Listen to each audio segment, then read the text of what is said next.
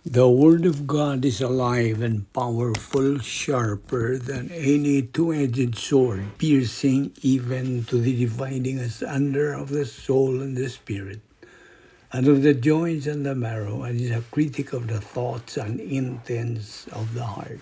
Ang kahulugan sa imong mga pagtulunan nagahatag og kahayag o naghatag og salabutan sa mga walay kahibalo. Every word of God is pure. He is a shield unto them that put their trust in Him. Welcome everyone sa atong adlaw-adlaw nga pagtuon sa balang pulong sa Dios ubos sa Vic Balbido Evangelistic Ministry. Aniyan sa kita, ining adlaw aron sa pagpadayon sa atong spiritual momentum, pinagis pagkaton, pagtuon, pagtuo, paggamit sa pulong sa Dios. Okay, di ta maglangan, gikinahanglan ang atong pagpangandam ingon nga mga magtutuo by being cleansed of all personal sins that we have, mental attitude sins, lingual sins, or overt sins, kini mahimo lamang babag sa atong pagabuhaton nga pagtuon sa atong gawiton karon ang prinsipyo sa 1 Juan 1:9 nga nagkanayon sa in English, if we confess our sins, God is faithful and just to forgive us our sins and to cleanse us from all unrighteousness. Humani mo buhata ka na, ikaw mapunan usab sa Espiritu Santo, you will be filled by God the Holy Spirit and will be back into fellowship sa imong pagkikambitay sa Dios. O anda no sa ikaw sa pagtuon sa pulong sa Dios. Apanalang kanimo dili magtutuo, who is still an unbeliever. Ang imong buhaton mong paggamit niya ng imong kabuton nga hinatag sa Dios, ipagamit ang positibo nga bahin niya na. When you say, yes, I believe in Christ, sa imong pagsunod niya sa mando o auhag. Diha sa Acts 16:31 nga nagkanayon sa in English, believe on the Lord Jesus Christ and you will be saved. Okay, karon andam naman kita padayon sa atong pagtuon o ang atong uluhan karon sa atong pagtuon mao kining manungdanon pagayo alang sa tanan, ilabi na kanimo nga dili pa magtutuo o ikaw way pagtuo. Well, ang uluhan sa atong pagaisgutan, the title is there really a God? Naabagyo Diyos? Okay, karon magsugod kita. Una sa tanan, ang Diyos usara. Usaray Diyos. There is only one God. Apan ang Diyos gipadayag o nagapadayag nga tulo siya ka persona sa usa ka Diyos. Mao kana ang doktrina sa tulo sa usa. The doctrine of 3-in-1. Ang buti pa sabot, tulo ka persona ang Diyos apan usara siya ka Diyos. Nasundag yunig maayo aron dili ka mawa sa passing. God always existed. Dinha gyud ang Diyos kanunay. There never was a time that God did not exist. God is uncreated.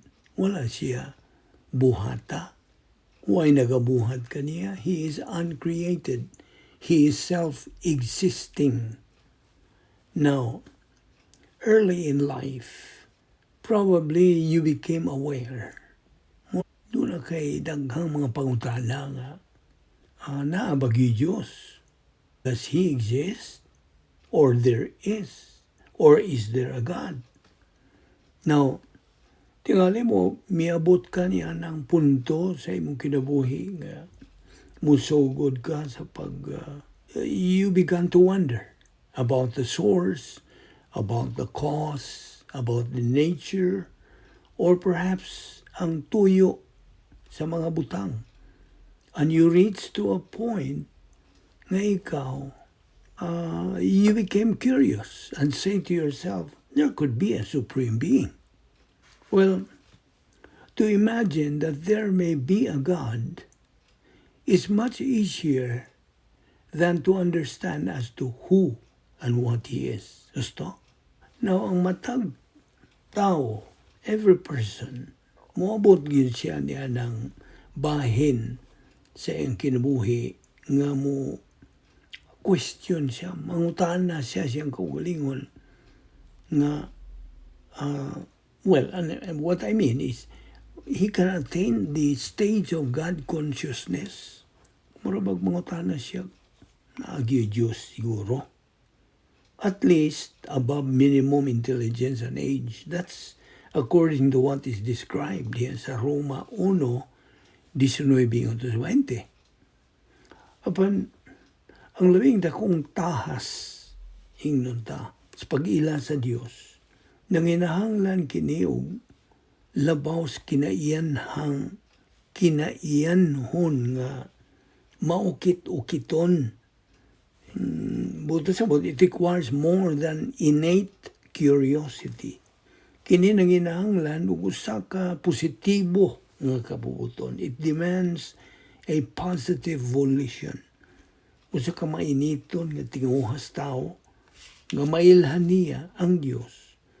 Willingness ug pagdisiplina sa kaugalingon aron siya musumiter sa pagkatuon sa kamatuoran. Kaya sayo naman kita, naibaho naman nga, ang positibo nga kabubuton is a matter of choice sa matang tao. O kasagarang mga tao, mo surrender na ang daan sa di pa kini sila makadangat sa ilang tinguha sa pagsabot. You see?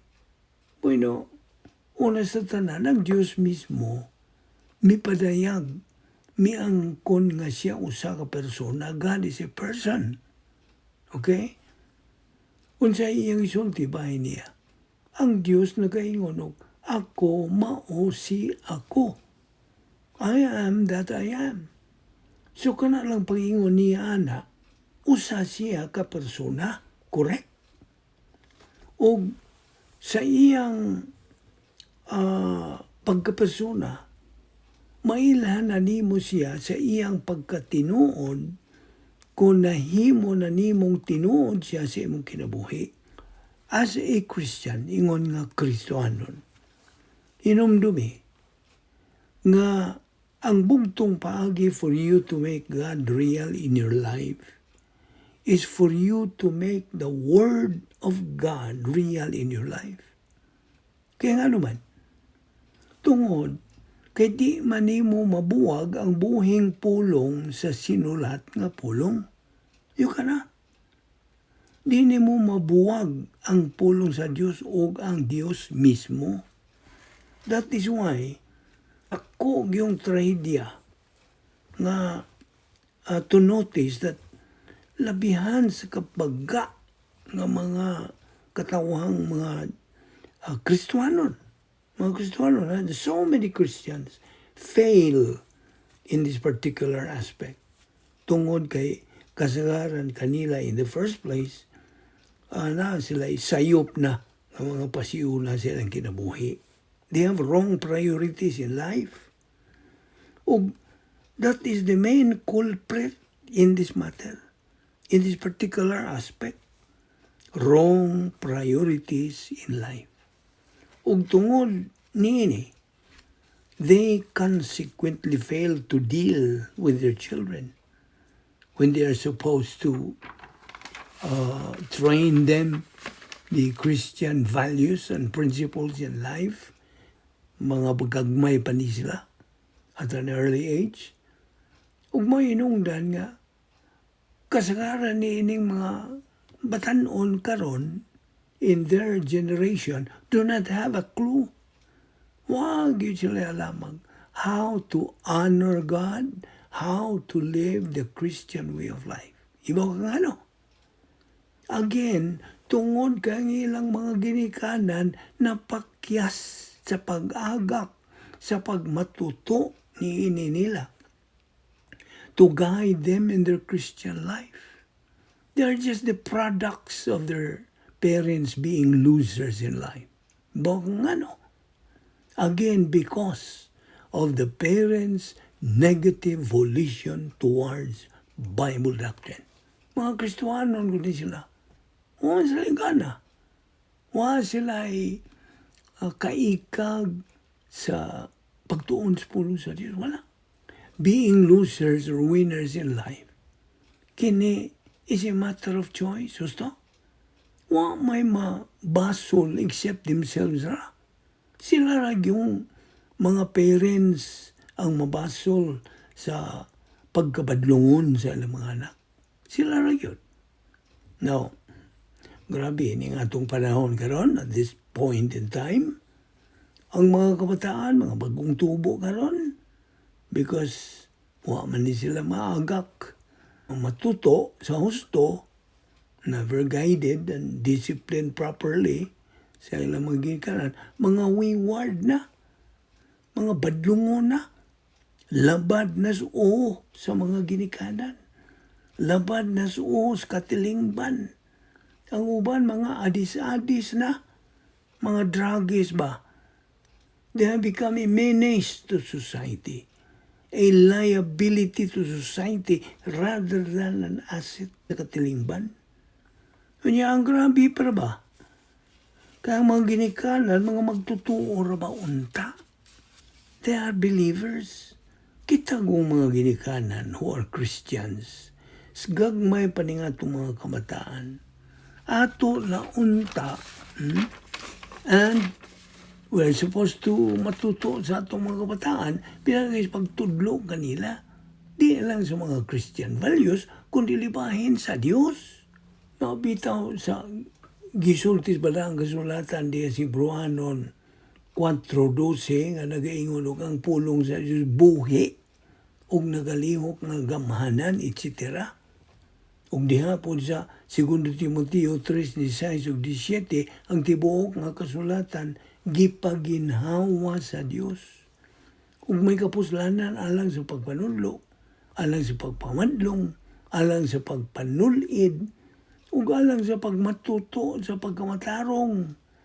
Aron ang tao sa Dios mamahingpit, masinangkapan alang sa tanang maayong buluhaton. Na, kining mga batang gagmay, kinahanglan na kanan sila mamatuto, imatuto sa kaybalo, kinsa ug unsa ang Dios. Eksplikahan, pasabton na unta kaya sila ug sugod nga naay Dios, anay labang makagagahom. Kaya mga bagong tubo god karon kasagaran ni nila, wala gyud ka na sila ma-oriented nga naay Dios. Wala. Kasagaran gani ini nila, di na mo tuo nga naay Dios. Mas importante pa nila ang ilang kaugalingon. Ang nakagrabe god, ini karon, as a Christian, you should remember na doon na kay nadawat. Ug kanang imong nadawat mao ang kaluwasan. Kiyatagan mo kakaluwasan sa Dios. Ug mao kanay makapahimo nimong Kristohanon. Mao nay nakapahimo nimong Kristohanon. Ug sayod ka nga salvation, kaluwasan gikan ug hinatag kini sa Dios. And therefore, there is a God na ay Diyos. Tuo ka ba niya na o dili? Imo na ng suliran. If you are a Christian parent, hinumdumi, paminaw. Orient your child to a Creator. Orient him about God. Di man kinahanglan nga mudawan to kaluwasan ang bata kay kani siya, he or she cannot understand it yet. Upon as part of divine establishment, kinahanglan nga makasabot na ang bata nga there is a supreme being na ay labang makagagahom. Ug may hinungdan kung believer ka na karon, nagkadawat naman kag kaluwasan, ang imong yung tumong karon mao nga himuon nimo nga tinuod sa imong kinabuhi ang naghatag nimo kaluwasan. Himo ang tinuod siya. Ila-ilaha siya. Nagtuon ka ba sa iyang mga kinaiya sa Dios? Tanawag unsay iyang giandam para nimo. Naarabay daghan siyang giandam para nimo. And this personal sense of destiny nagadani ning daghan kayo mga butang alang sa atong pagkinabuhi sa adlaw-adlaw. That is why inigsuod na nato yan yung pagtuon na nato sa kanang pagkamatarong sa Diyos, integrity of God. We're going to see kung unsa ka-importante kamay nung danon ang pag-angkon, ang pagsiguro nga nahimo ng tinuod ang Diyos sa atong kinabuhi. Di mahimo nga Kristohano naguka o moingon kag oo, Kristohano na ko ba? So, tinuod na gyud ang Diyos sa akong kinabuhi. Now, unsa man na, istorya ra ba lang na o tinuod gyud? Mao manggod na problema ron. Kay nga noon, na may mga Kristohanon nga moingon lagi ayaw ko pangutanaw ingon ana kay di may tabo nga di tinuod ang Diyos sa akong kinabuhi. Now always remember that if you are an unbeliever, dili ka magtotoo, dili ka luwas. Kinahanglan nga makaibaw ka nga naagyoy panahon sa imong kinabuhi nga moabot ka sa niyan ang gitawag og God consciousness. Kana bang point of your life nga makauna-una ka nga naagyoy na ba ang makakagahom?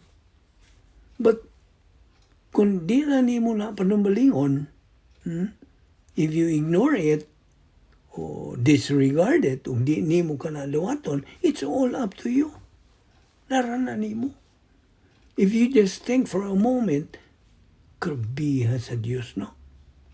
I sometimes muna-una nga imagine sa wapaning tanan, wapang kalibutan buhata sa Diyos, naibawaan naman yun niya sa kaniyadtong wapang tanan, naibawaan na sa Diyos as to who is going to believe in Him, naibawaan na po niya kinsa ang di mo tuo.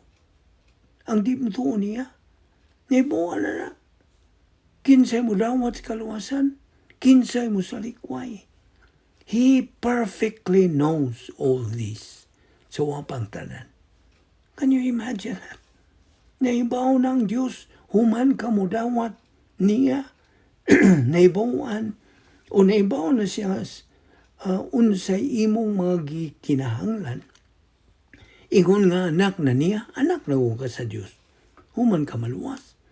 O kaya naibaw naman siya unsay imong mga gikinahanglan, iya na pong gipahiluna o giandam those things, those spiritual assets that you need for you to be able to live a life that is pleasing to Him. Ato ni pa tayo lugma. So yung sipyat kapag sunod ni nga itong series nga pagtuon, bahin ni ining pangutana, is there really a God?